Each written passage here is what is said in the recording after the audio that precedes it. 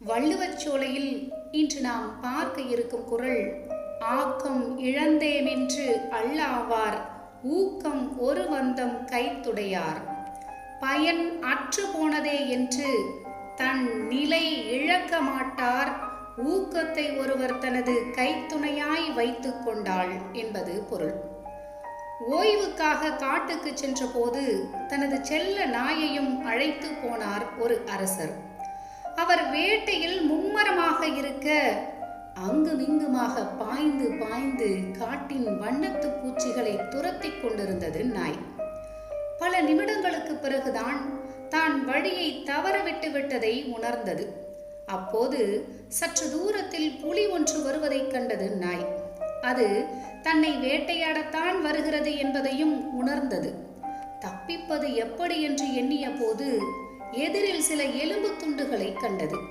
சட்டென ஒரு காரியம் செய்தது அந்த நாய். புலிக்கு முதுகு காட்டிய வண்ணம் எலும்பு துண்டுகளின் முன் அமர்ந்தது.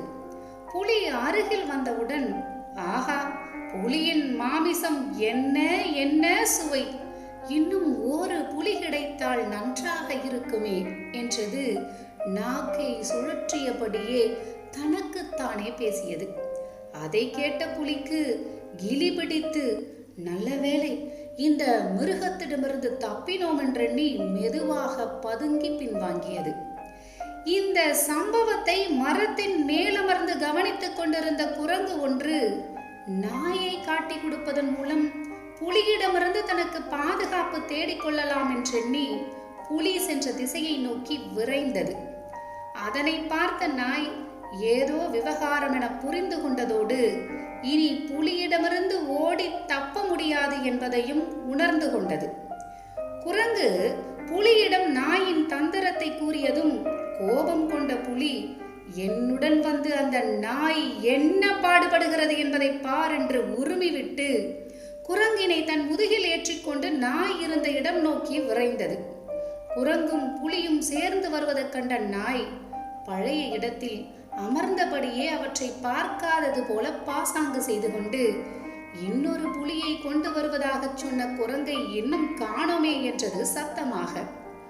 பின் என்ன நடந்திருக்கும் சொல்ல வேண்டியதில்லை, நீங்களே யூகித்துக் கொள்ளுங்கள். இந்த கதையின் மூலம் நாம் தெரிந்து கொள்வது, எந்த சூழ்நிலையிலும் தன்னம்பிக்கையும் முயற்சியையும் விட்டுவிடக்கூடாது. ஒரு நிகழ்ச்சி நடந்துவிட்டால் அதை நினைத்து கவலைப்படுவதாலோ வருத்தப்படுவதாலோ எந்த மாறுதலும் நிகழப்போவதில்லை. அதை நினைத்து கவலைப்படுவதற்கு பதிலாக அடுத்தது என்ன செய்யலாம் என்று யோசித்தால் நடப்பவையாவது நல்லவையாக நடக்கும். ஆம் நண்பர்களே, எந்த சூழ்நிலையிலும் அதிலிருந்து தப்ப தன்னம்பிக்கையும் பதட்டப்படாமல் இருந்தாலே பாதி வெற்றி. நாம் பயப்படாமல் எதிரில் உள்ளவர்களை சமாளித்தால் மீதி வெற்றி. ஆக்கம் இழந்தேமென்று அல்லாவார் ஊக்கம் ஒரு வந்தம் கைத்துடையார். வள்ளுவத்தை படிப்போம், அதன்படி நடப்போம்.